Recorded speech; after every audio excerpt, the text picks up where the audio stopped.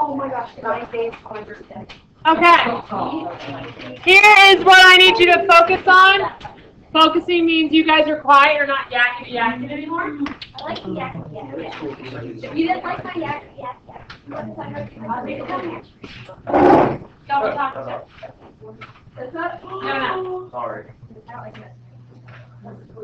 Keith and Ed that word.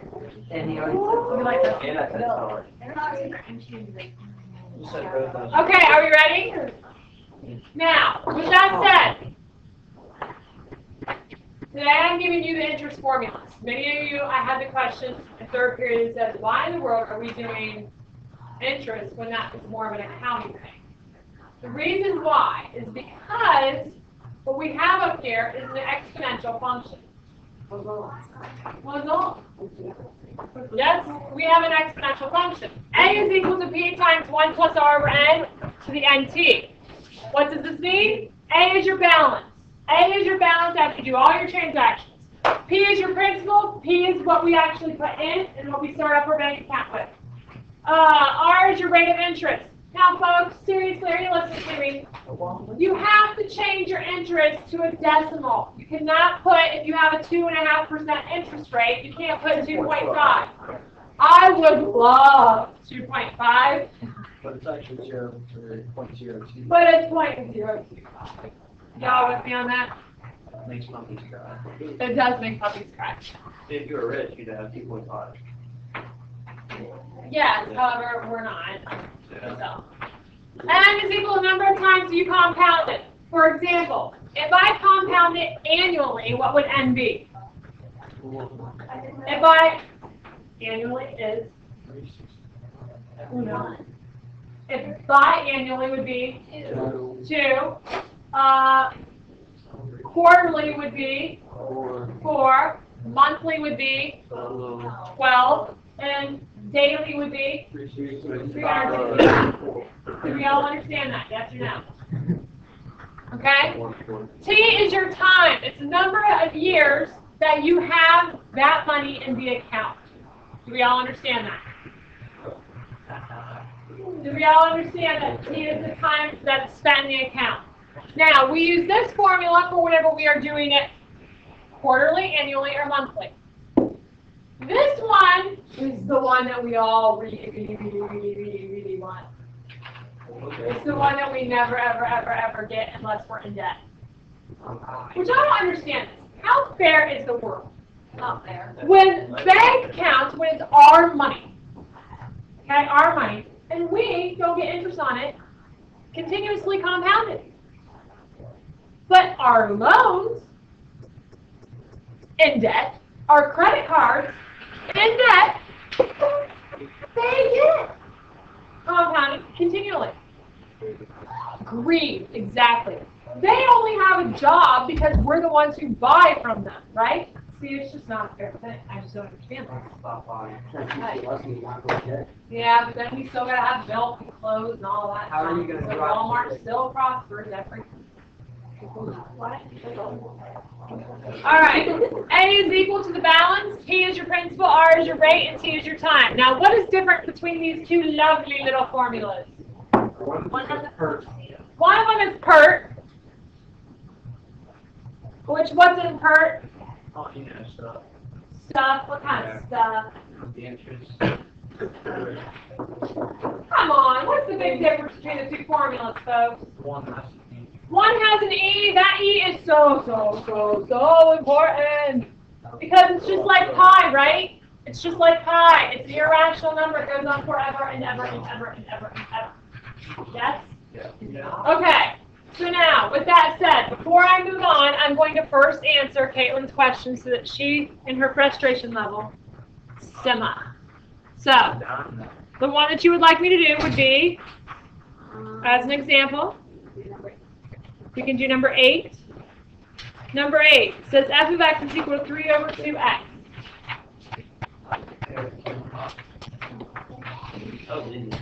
How about 29 where it's 5 over 2x? That's tonight's homework. Yeah, You really want? No, I see the look on her face. Oh, come on, Steve. I just want to get last night's homework done before I even think about it. f of x was 3 over 2 to the x, correct? Yeah. It says, graph the exponential function by hand, identify any asymptotes and intercepts, and determine whether the graph of the function is increasing or decreasing. So here's the question I have for you. Tell me this. Is it being reflected? Is it moved up or down? Left or right?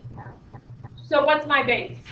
0, My base is 3 over 2. That's my A value, which means whenever I plug it in to this lovely little formula and I let x equal 0, that's going to be 3 over 2 to the 0 power, which we all know to be 1, which is your starting point, which is what you just said to me a moment ago. Yes? Yeah. Okay? So I know I'm going to start at the point 0, 1. There she is. Now I need to go ahead and I need to let it equal 1. So now I have 3 over 2 to the first, which is just 3 over 2, which is 1.5. True statement? So now I'm going to be at the point 1, 1.5. Yes? So now I'm going to do squares. So that's 3 over 2 is quantity squared, so that's going to be 9 over 4. Why is it 9 over 4? 3 squared, 2 squared. So what is 9 over 4 as a mixed number? 2. 2 1/4, which is slightly above 2. I like how you do that. So I'm at 2 and then 2 1/4. So there she is. So now let's go the other way. Let's do -1. So that's 3 over 2 to the -1, which is going to be 3 to the -1 over 2 to the -1, which, what are we going to do there? Flip-flop. 2/3. What is 2/3 decimal-wise? 0.6 repeating, right? So that's going to put me to -1 and slightly above a half. Yes? Now I'm going to do -2. So that's going to be 3 over 2 to the -2, which is going to be 2 to the -2 over 2 to the -2, which becomes 2 squared over 3 squared, which is going to be 4/9, which our brain stops being able to graph at 4/9 because it's going to get really, really small and close to what value? 0. So what does this tell you then? So I have this graph, and now what's my asymptote? I have a horizontal asymptote where? At y equals 0. Why is it at 0? Because guess what? I didn't move it anywhere, did I? My vertical shift is 0. So therefore, since my vertical shift is 0, that is my... let's try it one more time. Since I did not shift it anywhere, since my vertical shift is 0, that would make my... Smart Alex. My horizontal asymptote to be y equals 0. Yep. Good job. Okay. So now, what's my x-intercept? None. None, because I have a horizontal asymptote there, so it's none. What is my y-intercept? 0, 1. Is it increasing or decreasing? It is increasing. Kaylin, do you feel slightly less frustrated? A little bit. I do have one more question. Like, if it is shifted or whatever, would you just keep the base of what the x is to?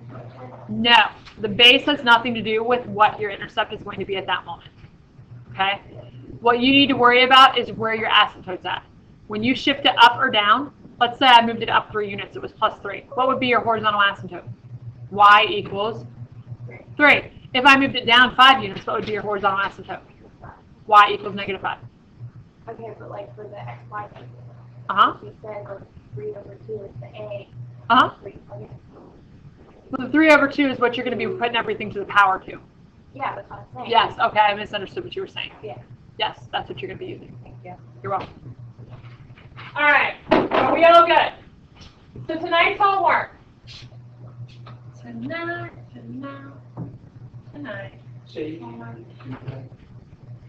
is where? There it is. It's 29 through 69 odd. So let's open our books to page 186, shall we? Do, do, do, do, do, do, do, do.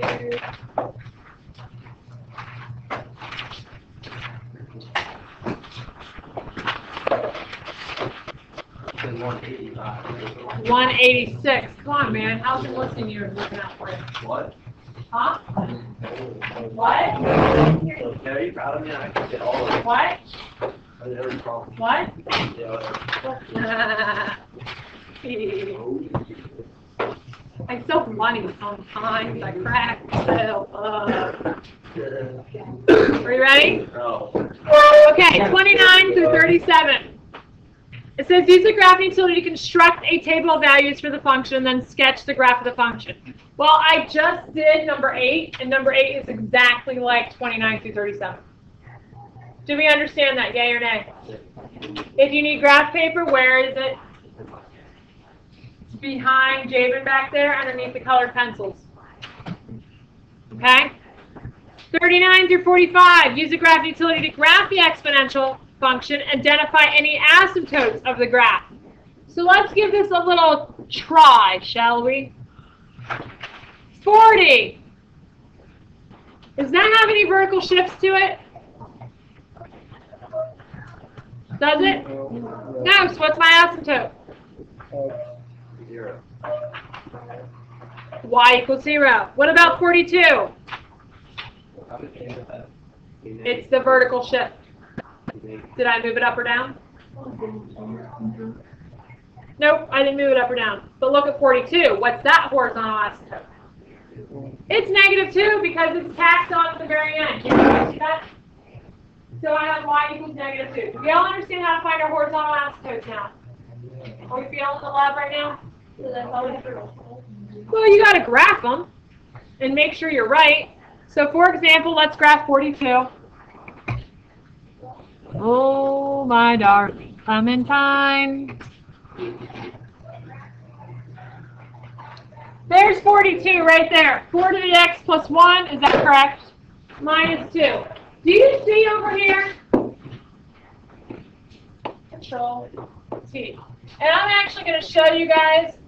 I'm going to take off my grid here a minute. This is the graph that you have. Does everybody see that? That is actually your graph.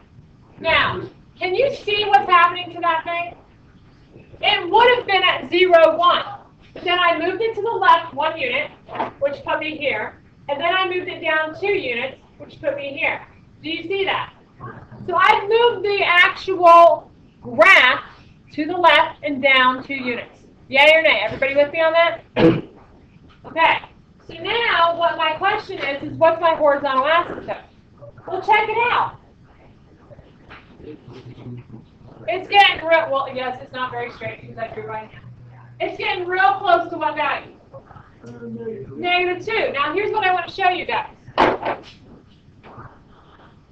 If I do menu, view, show grid, do you see it looks like it lands directly on y equals 2? Almost looks like it's going below it. But is it really going below it? No. No. Okay? So now I want to show you that that's going to be my asymptote there.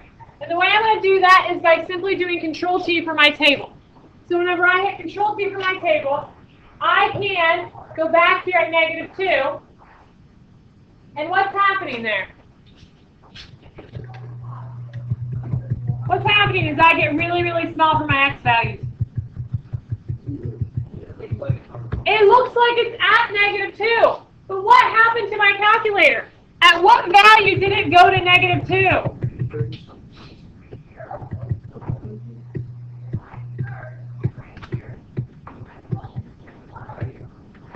What in the world? What is that doing? Why is it rounding? It cannot get any closer to it. Our calculator says, I've gone the max that I can go, so I'm just going to write -2. Do we all understand that? Is it actually touching -2? That would be a negative on that. It is not touching -2. Do we understand what the calculator says? Nope, I can't go any further. Are we good? Yeah. Okay. Now, moving right smartly along. 47 and 49. It says use a graph utility to graph the function and then find any asymptotes numerically by creating a table of values. Isn't that very much the same? 51 and 53. Let's do one, shall we?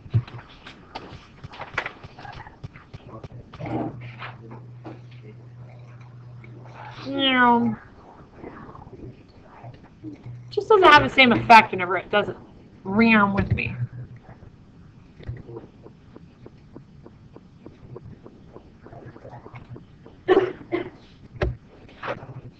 Okay. Now, the directions say to do what on here? This is problem 52. No, this is problem 51. It says use the graph utility to graph the function. Ta-da! Bet you didn't expect that, right? Part B, use the graph to find the open intervals on which the function is increasing and decreasing. What does open intervals mean? Intervals just don't have to do. The open means, remember the brackets, the parentheses? Which one's open? The brackets are closed, meaning that they include the value. The parentheses are open, meaning they are not including the value. Now, it's asking for the increasing and decreasing intervals based upon the open notation.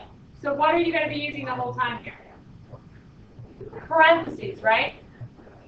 Do we all understand that? That's all it's saying. So I want you to use the parentheses, which is on the open interval, and tell me what it's increasing and decreasing. So, with that said,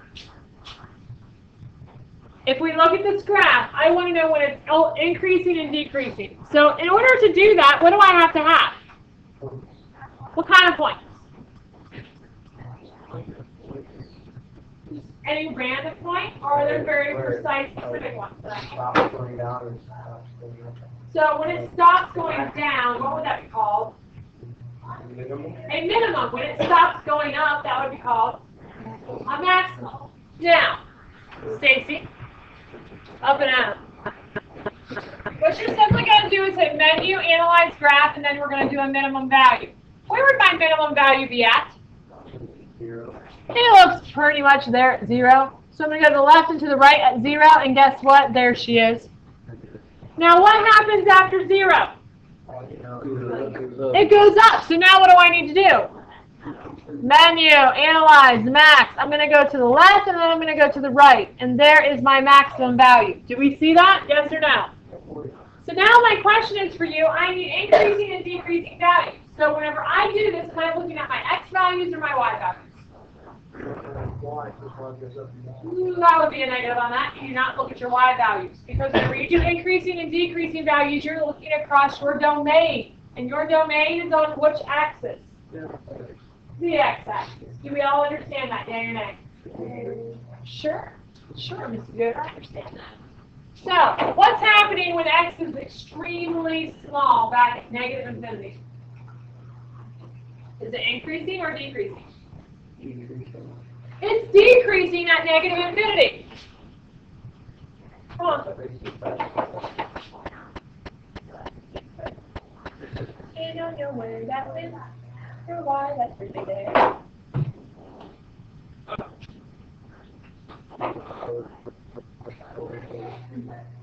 Okay, so I'm decreasing starting where? At negative infinity. And where do I stop decreasing at? I'm going to stop decreasing at 0 because that's where my lowest point is. And that's where it changes directions. So then what happens to 0? I start increasing, and then where do I stop increasing at?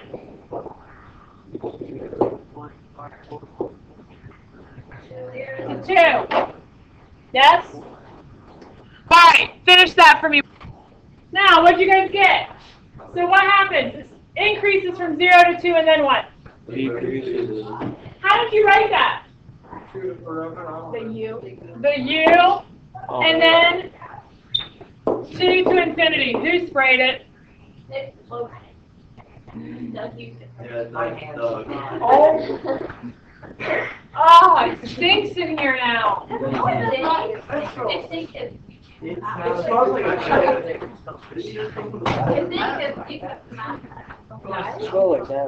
Okay. Now, do we understand the increasing and decreasing? Excellent. Because now the next set of instructions is 55 through 58. And it says in exercises 55 through 58, complete the table to determine the balance A for P dollars invested at a rate for T years and compounded N times per year. So pretty much I just lost 3/4 of you because I turned into Charlie Brown's teacher for a moment. I know. So now, the problem that we're doing is this one right here, number 55. I have this table up there. So wait, that's all we have to write for 51.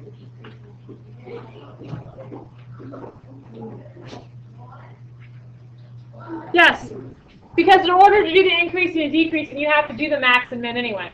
Yeah. Does that make sense? Yeah, that's all we have to write. Okay. So now, what do I do next? I need to find my money, my balance, my A value. Whenever I compound my interest annually, which is 1, biannually, which is 2, quarterly, which is 4, monthly, which is 12, and daily, which is 365 days. Then I need to know when it is continuously compounded. So how do I go about doing that? That's what the E thing I is. like your feather. The up with the R and the That's an amazing feather you got. T. Yeah. It's got my name on it. I see it has your name on it. Okay, so now I need to use that formula. A is equal to P times 1 plus R over N to the NT. That's your formula that you're going to use, yes? So if that's my formula I'm using, your next question. What's P? Principal. 2,500. The 1 stays. What's my R?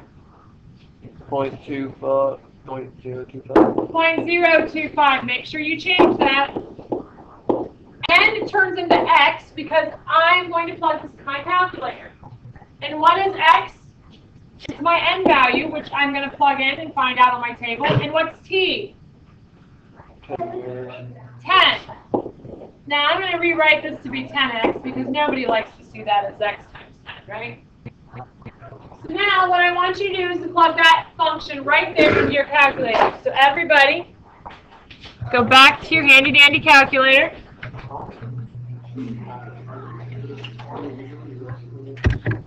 And when you do it,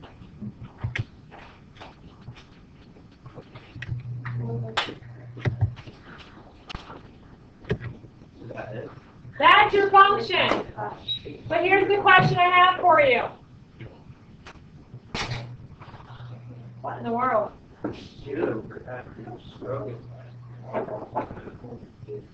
Okay, do I care about the graph itself?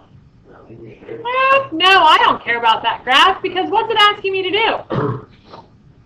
It's asking me to evaluate when x is 1 annually, when x is 2 biannually, and when x is 4 quarterly and monthly. So what I need to do is to look at my table. So I'm going to hit Control T for table. And when I compound my interest annually, how much money do I have in my account now? $3,221. How about whenever I do it biannually? $3,205.09. How about quarterly? $3,207.57. And how about monthly? $3,209.23. Then what do I have to do? I need 365. So how do I get to that? I can hit Menu, Table, Table Settings, and I can make it go to 365 and hit Enter. And at 365 days, in other words, we're doing it every day, I'm going to have $3,210.04 in my bank account. Do we all understand how to let the calculator do your math for you in a distance? Isn't that nice? No? Not nice? I think it's magnificent and wonderful and everything in between. Okay, so now we have filled out our chart because we just read off all the answers. Now the last one that it asks us to do is to do it continuously. So if I'm doing it continuously, which formula do I have to use? A equals PERT. So A is equal to PERT. P is my 2,500. E is a number. R is going to be 0.025, and then T is 10. So all you're going to do, folks, is simply go to your calculator page. And if you need to, go straight to your scratch pad and not even worry about it. And do 2,500 e to the 0.025 times 10. Do we see that? And hit enter. So if I compound this continuously, I'm going to have $3,210.06. Do you see that as being nicer than even the daily? Because the whole leap year stuff and all that jazz, right? Oh, it is. Any questions over that? Do we get it? Do we understand the interest part? Now, I want you to look at problem number 59 through 62. It says, complete the table to determine the balance A for $12,000 invested at a rate for T years compounded continuously. So which formula are you going to use on those ones? PERT, baby, PERT. You're going to use A equals PERT because it's compounded continuously. Do we all understand the interest formulas and why I want you to use them? Any questions? Okay, we are out of here in 2 minutes. Pack up. Put the calculators away. Okay.